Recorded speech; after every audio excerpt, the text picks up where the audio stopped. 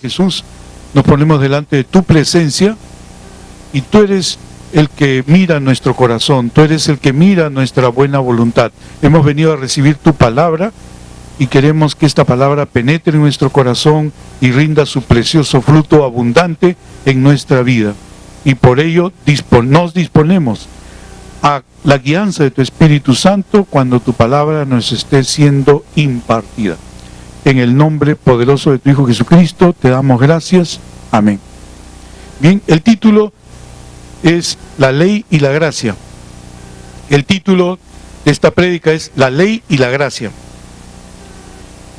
La ley y la gracia son dos maneras en que Dios trata con la gente. Si hay personas hoy en día que no han creído en Jesucristo como Señor y Salvador y está en una religión, esa persona está viviendo bajo la ley, ¿no? Porque todavía no ha entrado, todavía no es hijo de Dios, todavía no puede recibir las bendiciones de Dios, y esa persona ni se le ocurre que existe la gracia, que Dios tiene favor inmerecido hacia nosotros. Nos debe ser predicado el Evangelio para entender este concepto de un modo desde nuestra propia experiencia personal. Pero es una ley. En el Antiguo Testamento también era la forma en que Dios trataba con su pueblo, ¿no? Pero también existe la gracia, que es otra forma en que Dios trata con nosotros. Nosotros, los que hemos creído en Jesucristo como Señor y Salvador, vivimos bajo la ley de la gracia. Es decir, buscamos al Señor para todo lo que nosotros podemos querer de Él.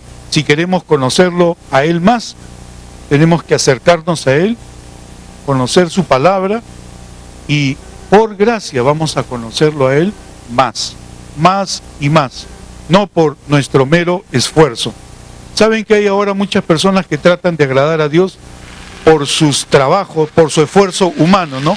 Hacen muchas obras de bien social, hacen muchas tareas, muchas disciplinas, y sin embargo esas personas no conocen a Dios. Están agotadas en su trabajo por conocer a Dios, cuando nosotros lo conocemos a Dios simplemente por buscarlo, ¿no? Por estar a sus pies, escuchándole. La gracia viene por una relación con el Dios Todopoderoso. La ley viene como un intento de conocerlo. Buscamos lo que creemos que nos parece bien para agradar a Dios. Nos establecemos nosotros una ley y esa ley no da resultado. Nos frustra, y por más que lo hagamos, nunca lo vamos a conocer bien a Dios en esa forma. Bien. Bajo el principio de la ley, el hombre recibe lo que se gana o se merece. Pero en cambio,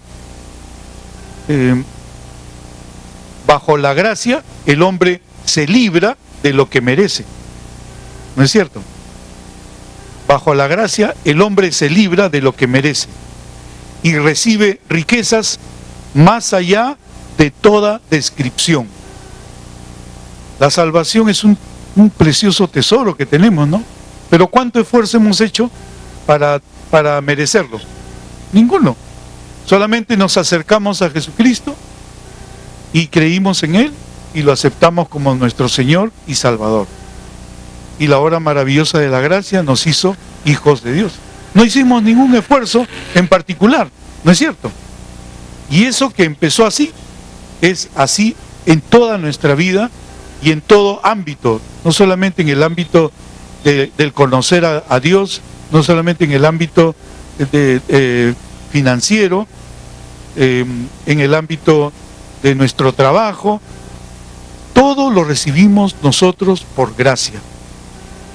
Nosotros no procuramos agradar a los hombres. Nosotros amamos a los hombres porque el amor de Dios ha sido derramado en nuestros corazones. Y eso que Dios nos dio, nosotros lo recibimos por gracia. Y como lo hemos dado por gracia, también lo damos por gracia. ¿No es cierto?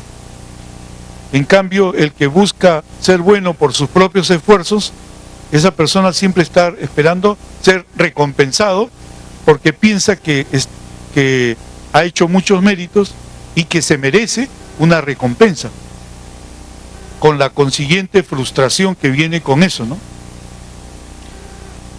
Estos dos principios que estamos mencionando están descritos en Romanos 4, del 4 al 5. En Romanos 4, del 4 al 5 dice: pero al que obra no se le cuenta el salario como gracia, sino como deuda. Mas al que no obra, sino que cree en aquel que justifica al impío, su fe le es contada por justicia. Ahora, el punto 3 es: la gracia y la ley se excluyen mutuamente.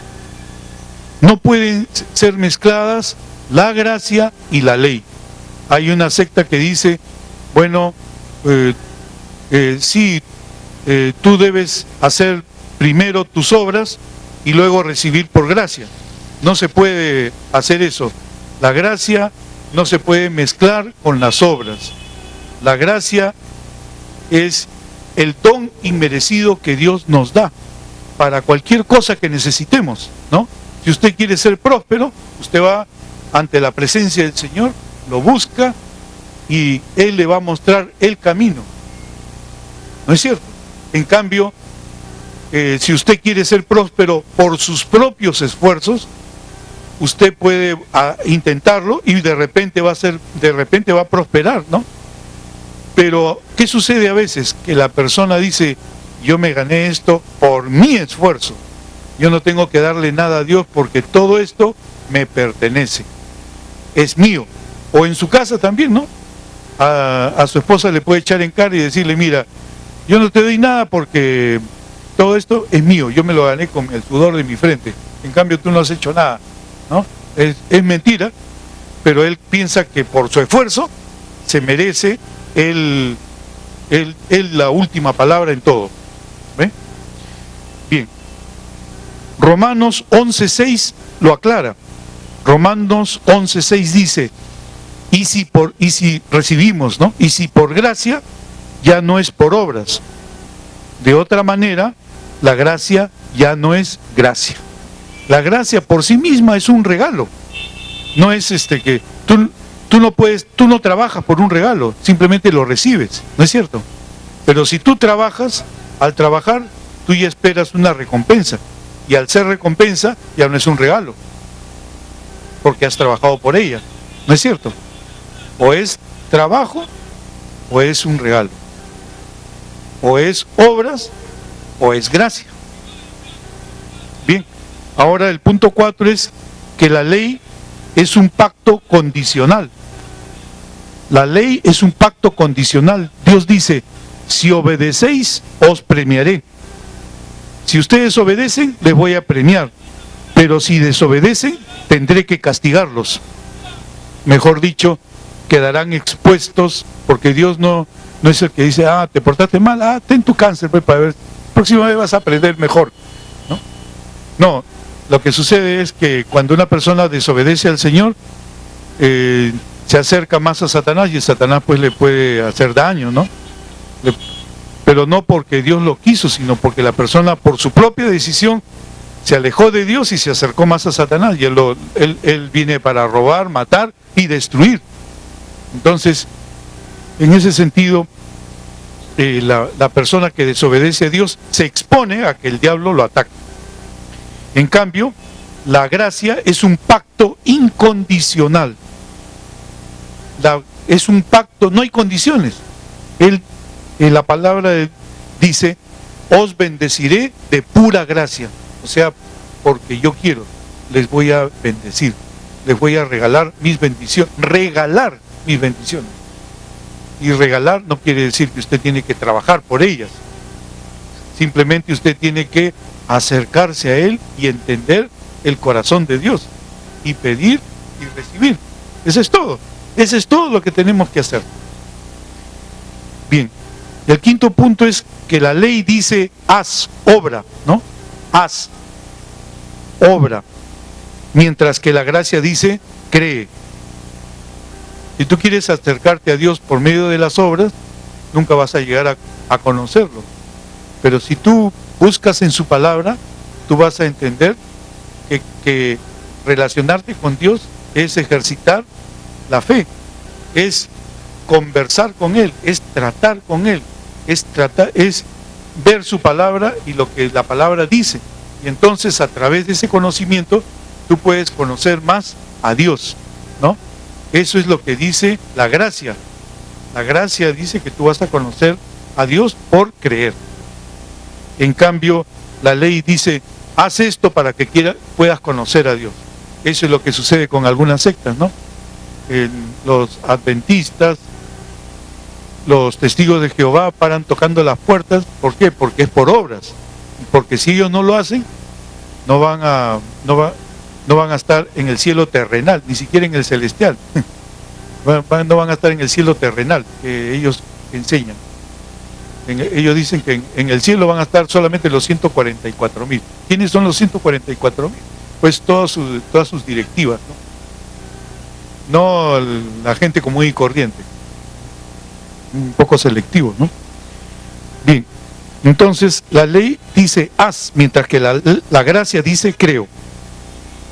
Pero creer no impone una condición, es la respuesta de una criatura a su creador. Y no es tampoco meritorio. Número 6, bajo la ley se demanda la santidad. Bajo la ley tú tienes que ser santo, pero no se provee ni... Ahora, ¿qué quiero decir con eso? Por ejemplo, hay una iglesia donde para acercarse a Dios hay que hacer muchos sacrificios. Conozco una orden religiosa donde ellos se tiran latigazos. ¿Por qué? Para echar fuera la tentación. Usan armas de la carne para combatir problemas de carácter espiritual. En esa forma nunca van a poder vencer esas tentaciones de la carne, porque la carne se controla con armas espirituales, no se controla con armas carnales. Esa es la historia de muchos santos. Muchos santos se sacrificaron golpeando, maltratando su cuerpo, haciendo grandes ayunos, quedándose sin dormir mucho tiempo y creyendo que con eso ellos podían ser más santos.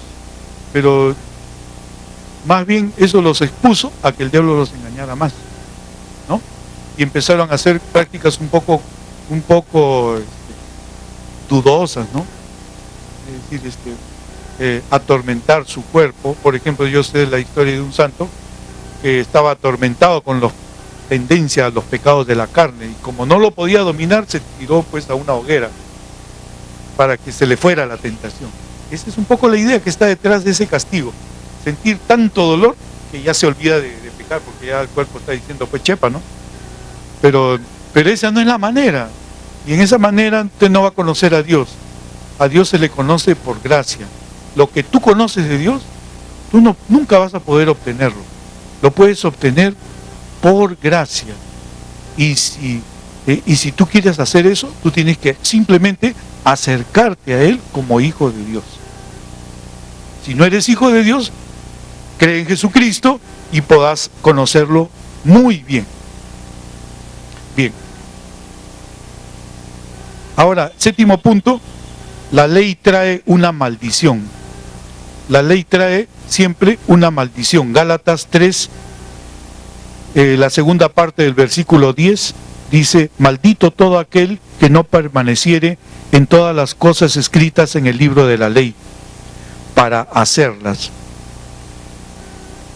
Ahí está Pablo explicando acerca de los que dependen de las obras de la ley, y él dice que los que dependen de las obras de la ley, esos están bajo maldición, porque ¿cuál es la recompensa de la ley? Es estar bajo maldición, ¿no? Porque nadie puede justificarse por medio de la ley. Nadie es tan perfecto que pueda agradar a Dios. ¿Por qué motivo? Porque tenemos lo que se llama, cada persona tiene lo que se llama un punto débil. por ahí es donde el diablo ataca a esa persona y por ahí es donde peca. Y por más que sea bueno en muchas áreas de su vida, siempre va a fallar en el punto débil que hace que peque, por lo menos en un punto de los mandamientos de la ley de Dios. Ningún ser humano puede agradar a Dios practicando los 10 mandamientos, porque Él es, por su propia naturaleza, pecador. Deja de ser pecador cuando uno cree en Jesucristo. Y eso viene no por obras, para que nadie se gloríe. Eso viene por gracia. ¿Ya? Bien. En Romanos 3:24 dice, siendo justificados gratuitamente por su gracia. ¿Ven? Nosotros no somos justificados por los 10 mandamientos. Nosotros somos justificados por su gracia. ¿Quieres vencer el pecado? Ponte de rodillas delante del Señor.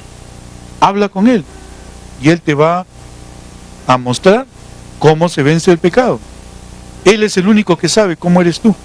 Él podrá darte una cosa que no tiene el que vive bajo la ley, que es el poder. Cuando tú vas donde Dios y le pides ayuda, Él te va a dar una fuerza que se llama poder. Y con ese poder tú vas a vencer lo que no podías en tus fuerzas naturales. Entonces, es por gracia, para que nadie se gloríe. Nadie se puede gloriar entre nosotros de que es bueno. Todo lo que somos, se lo debemos a Él. Todo lo que tenemos, Él nos lo dio. Todo lo que conocemos de Él, Él lo hizo posible. Porque Él nos dio la gracia de conocerlo más y cada día más y más y más. Todo nos viene por gracia. Así que si todo nos viene por gracia, ¿para qué hacer esfuerzos para merecer una revelación especial? Usted nunca va a recibir una revelación especial si quiere hacer eso.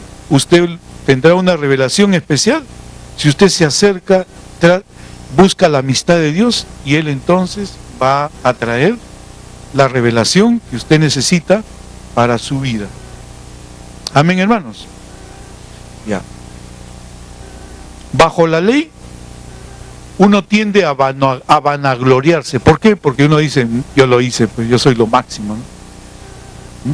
En cambio, bajo la gracia, el vanagloriarse queda eliminado.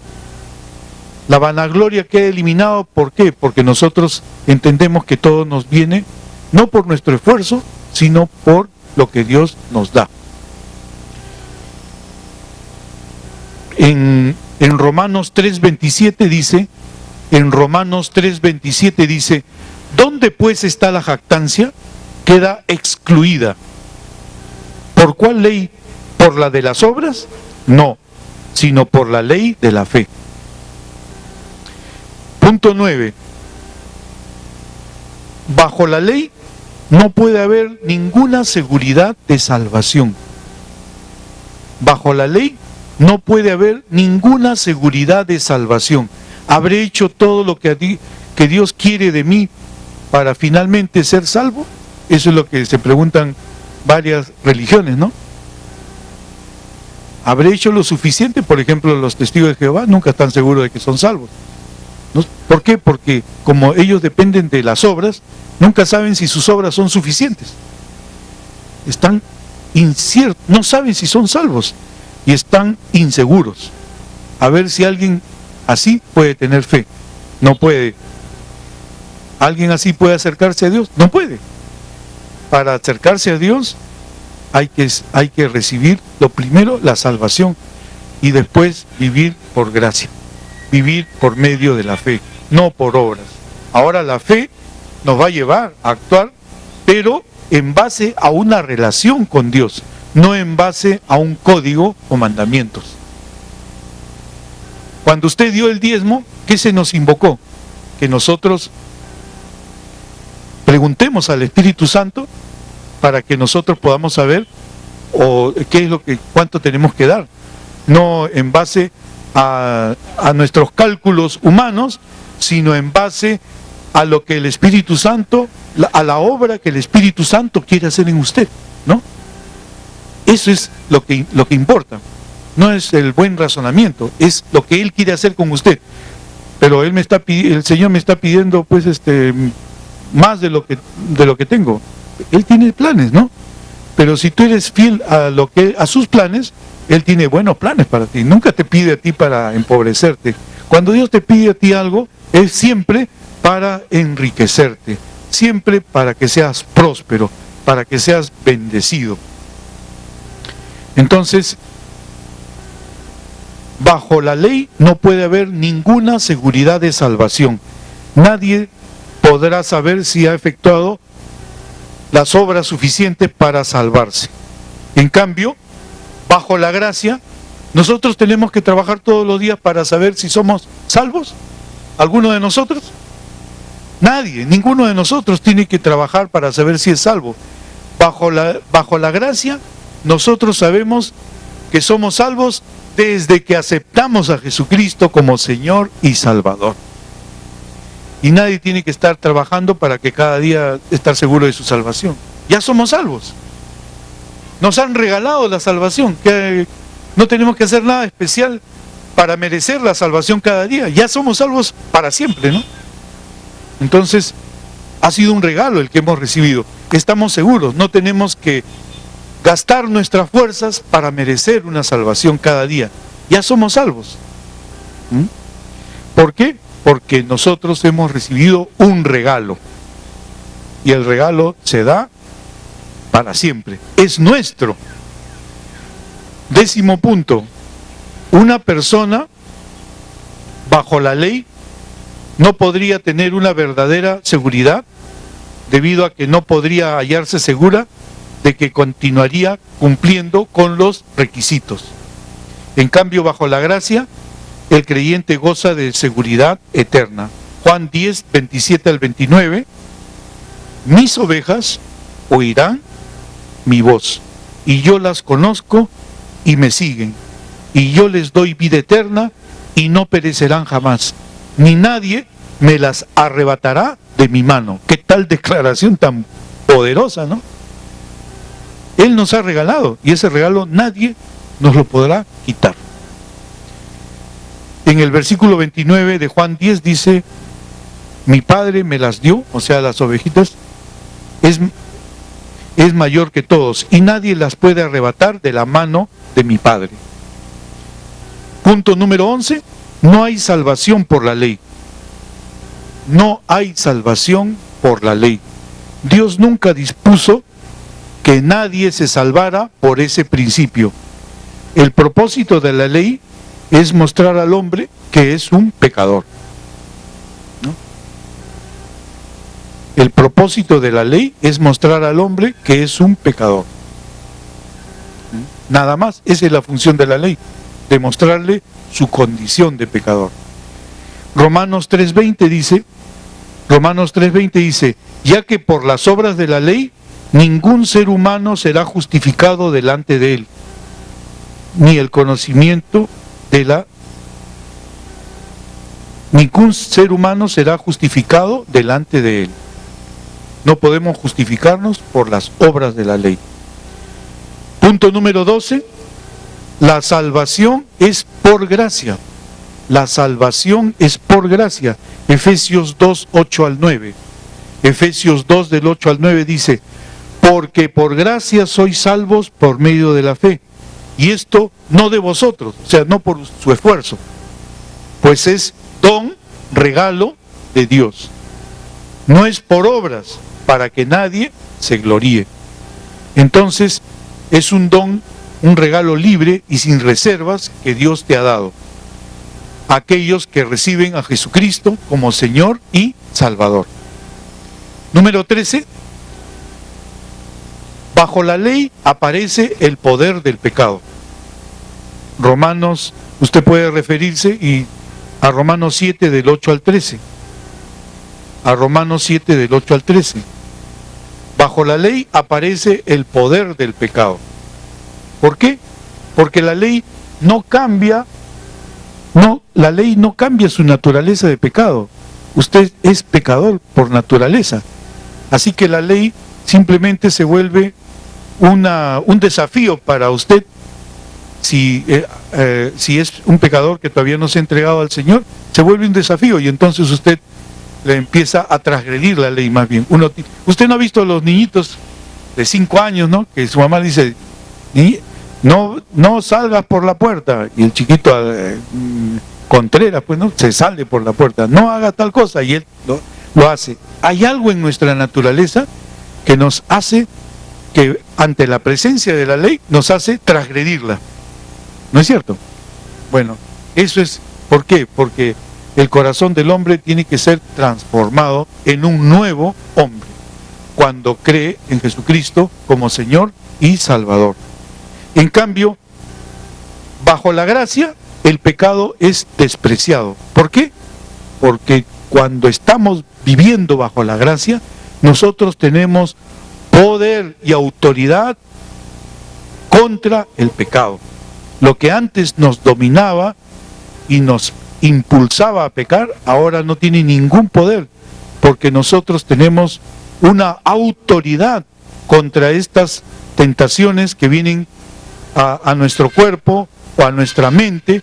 Ahora nosotros tenemos autoridad para echarlas fuera, estas tentaciones, o para destruir las fortalezas que el enemigo ha edificado en nuestra mente para hacernos una máquina de pecar.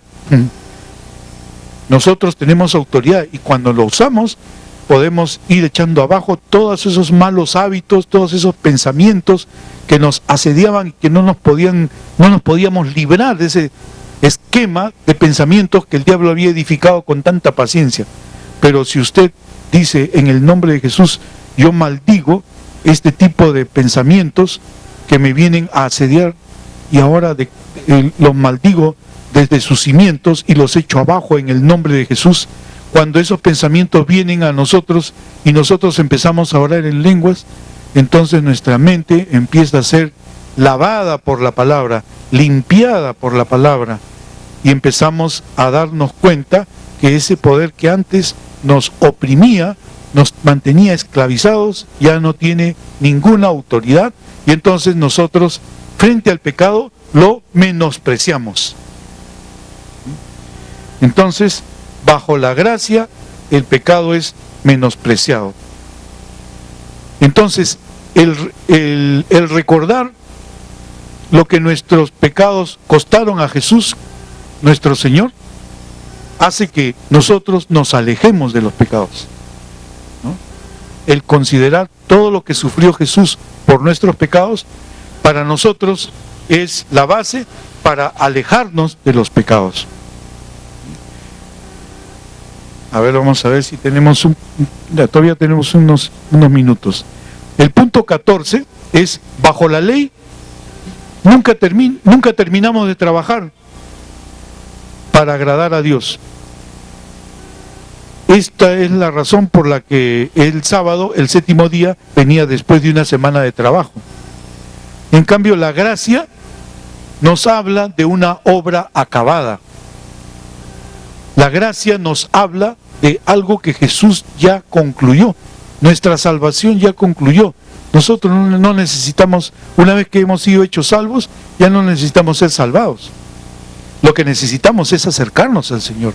Si tú eres salvo y vives lejos del Señor, entonces no vas a saber cómo desempeñarte frente a las tentaciones.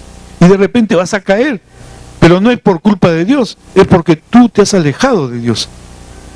Lo práctico es que tú te acerques al Señor otra vez y empieces a conversar con Él, a ministrar su amor, a decirle cuán bueno es Él, y entonces Él trae la gracia que tú necesitas para tu circunstancia específica, para tu problema específico que estás pasando.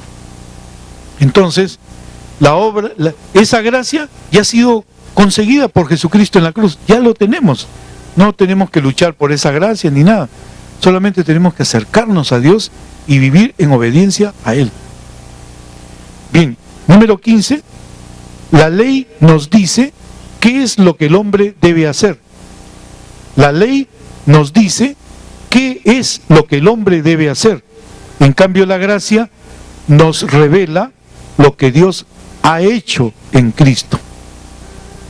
Mientras que la primera nos dice qué es lo que el hombre tiene que hacer, y el hombre no tiene poder para hacerlo. En cambio, en la gracia nos dice que todo ya ha sido hecho por Cristo, ya nosotros no tenemos que trabajar para conseguirlo. Él ya lo hizo todo, ya lo obtuvo todo. Nosotros tenemos simplemente que coger lo que nos pertenece por acercarnos a Dios, por conocer su palabra, por tener fe en Él. Y para esto no se necesita hacer ningún esfuerzo. ¿No ha visto cuántas personas han sido ministradas el día domingo? ¿Ellos hicieron algo en particular para recibir lo que recibieron? Ninguno. Nadie hizo nada especial, nadie hizo 50 planchas, o vino de rodillas desde su casa hasta acá, ¿no? Para que un poco de sangre, ¿no? Para que el Señor se conmueva, pues, ¿no? Estoy pasando un problema grave, ¿no? No, eso a Dios no le interesa, y eso es más bien un signo de el camino que al diablo le gustaría que todos sigan, ¿no? Él le gusta torturar a la gente y además hacer que esa tortura sea inútil, ¿no? ¿Cuántos santos habrán llegado a la presencia de Dios? O sea, que se habrán agarrado la cabeza. No me di cuenta, o sea, no se han dado cuenta porque le faltó palabra, pues, ¿no? Usted no le falta palabra, usted puede acercarse a la palabra todos los días, cuando quiera, y la gracia le está esperando ahí, ¿no? Ya. Entonces, la ley, punto 16, la ley es un sistema de esclavitud. La ley es un sistema de esclavitud. La ley dice que lo hagas y tienes que hacerlo. Ahí no interesa si tú puedes o no puedes. Usted puede ver eso en Gálatas 4, del 1 al 3. Ahora no tenemos mucho tiempo, solamente le estoy dejando la referencia bíblica. En cambio, la gracia es un sistema de libertad, ¿no? Y conoceréis la verdad, y la verdad que hará, los hará libres, ¿no? ¿Cuál es la libertad? A ver, hermanos, ¿qué les parece? Hoy en día existe una filosofía muy dañina que dice que a los niños hay que dejarlos hacer lo que ellos quieran, ¿no? Que ellos deben seguir su instinto, deben seguir pues lo que ellos quieren para poder desarrollarse sin ninguna limitación, porque limitarlos es cortar quizás a un genio que puede desarrollarse ahí, ¿no? ¿No es cierto? Pero hay una frase que leí en un libro que era resaltando una frase de un pensador, un filósofo español, Unamuno. Él decía, ¿qué pasaría si a un árbol que está creciendo en su jardín, usted deja que ese árbol crezca y usted no lo poda, sino deja que las ramas se extiendan por donde quieran? ¿Qué pasaría? No, usted no tendría el árbol que quisiera, ni la apariencia que quisiera, ¿no es cierto? ¿Qué es lo más importante? ¿Es que esas ramas crezcan por donde quieran o que sus raíces sean fuertes?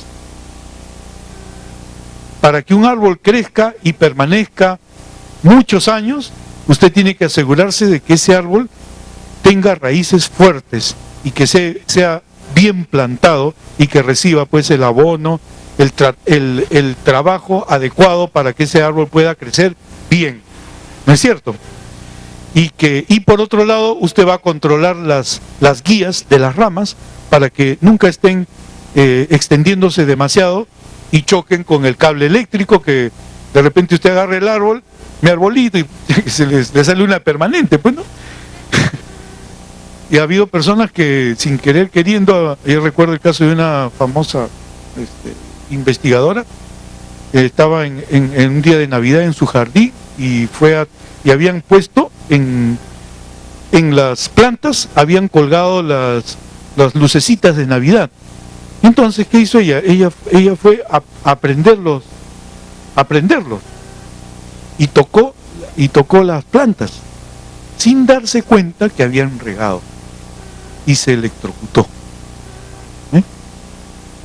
Entonces, todo tiene que tener cuando uno cultiva un árbol, todo tiene que estar guiado por principios.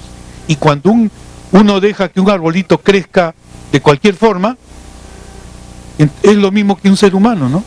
Si uno deja que un ser humano actúe y que no haya limitaciones y que no haya reglas y que haga lo que él quiera, entonces, ¿qué va a suceder con ese niñito cuando vaya creciendo?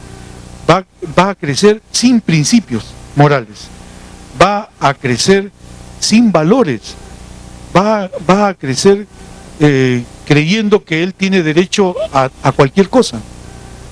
Y lo más triste de todo es que este niñito va a ser una persona muy indefensa, muy insegura, porque no tiene un sólido fundamento, unas raíces bien establecidas, y por otro lado, él ha crecido por lugares que son peligrosos. Él ha crecido, ha desarrollado su manera de actuar en tal forma que su vida se ve expuesta en muchas maneras. Entonces, en esa forma, esa persona, en lugar de ser fuerte por crecer por donde quiere, ha resultado ser un árbol muy precario, de corta duración. Y lo mismo sucede con la vida del ser humano, ¿no? Nosotros tenemos que enseñar los principios bíblicos a nuestros hijos, tenemos que orientarlos hacia el Señor, a tener intimidad con el Señor, a tener intimidad con su palabra, y esa palabra va a empezar a disciplinar a su hijo, ¿no? Eso es lo que significa ser discípulo. La palabra discípulo viene de disciplina, disciplinar, que significa pues sujetarse. En este caso, el niño debe aprender a sujetarse desde el principio a la sabiduría misma, que es Dios, a su palabra. Y si ese niño lo hace, ese niño va a crecer sólido, va a tener raíces bien establecidas y va a ser un perfecto modelo de persona. Y va a saber dónde ir, qué quiere, va a saber bien cuáles son sus metas, va a ser una persona bien estable emocionalmente, va a ser una persona muy segura de sí misma. ¿Por qué? Porque dejó que el divino jardinero pues le estuviera podando, le estuviera afirmando sus raíces, que estuviera disciplinándole en todo momento, y ese niño ha crecido como un creyente triunfador. Amén, hermanos. Bien, ahí nomás nos vamos a quedar. Si hay alguna persona que nunca ha recibido a Jesús como Señor y Salvador, este es el día de salvación. Y si usted nunca ha recibido a Jesús como Señor y Salvador, hoy día puede recibir el don gratuito de la vida eterna. Jesús te ama. Él está aquí listo para otorgarte ese regalo de la salvación. Y cuando tú lo hagas, tú vas a conocer lo que es vivir en gozo, en paz, en plenitud de vida. Él te espera. Así que si hay alguna persona que nunca lo ha hecho, por favor levante la mano, hágame saber que nunca ha recibido a Jesús como Señor y Salvador, y hoy día tú vas a recibir ese precioso regalo que Jesús compró en la cruz para ti. Y una vez recibido, el Señor tiene tantas bendiciones para ti, más allá de lo que puedas imaginar, porque todo Él lo pagó en la cruz, para que tú seas feliz. Así que si tú estás ahora y nunca lo has hecho, levanta tu mano para poder hacer una oración y recibir a Jesús como Señor y Salvador. Bueno, parece que todos lo han hecho. Entonces, de todas maneras, como nos están viendo en la página web, vamos a orar todos esta oración, y por favor inclinen sus cabezas. Y tu amigo que nos está viendo en nuestra página web, te pedimos que nos sigas en esta oración. Señor Jesús, yo te amo con todo mi corazón, y yo te confieso como mi Señor y mi Salvador. Lo creo de todo corazón, y por eso lo digo con mi boca, que tú eres mi Dios, que tú eres mi Señor. Creo de todo corazón que tú resucitaste de los muertos, y tu palabra dice que si yo lo hago, seré salvo. Gracias, Señor, por salvarme. Gracias, Padre, por enviar a tu Hijo Jesucristo. En el nombre de Jesús, amén. Si tú has hecho esta oración, En la parte inferior de nuestra pantalla vas a ver que nuestras reuniones acá en Lima son en la avenida Arequipa 3895, Miraflores, y las reuniones son los días miércoles a las 7:30 y los días domingos a las 9 y 11 de la mañana. Si tú estás en provincias, escríbenos al email que está en la parte inferior de la pantalla. Queremos saber de ti. También te podemos recomendar una iglesia buena donde tú vives. Queremos saber de ti, escríbenos. En el nombre de Jesús. Amén.